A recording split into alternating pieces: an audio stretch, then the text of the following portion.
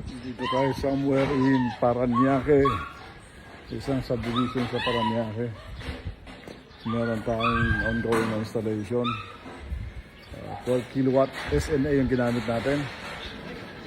So hybrid off-grid. Dalawang battery na 314 AH. Ayan, team natin. Estimated time of completion ito ay Thursday, no? Kukomisyon natin ito Thursday. Dalawa kong technical team nasa bubong. Nagkakabit ng mga solar panel.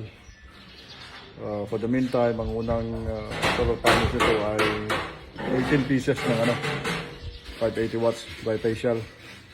Tapos naka dalawang 314 pero may space pa din sa isa. Yan. Kung sakasakali mag-upgrade sila, yung kliyente natin, ay pwede. Tatlong battery. SNA, 12 kilowatt. Magandang klaseng inverter. Lux Power. Jeffrey Gaspi po.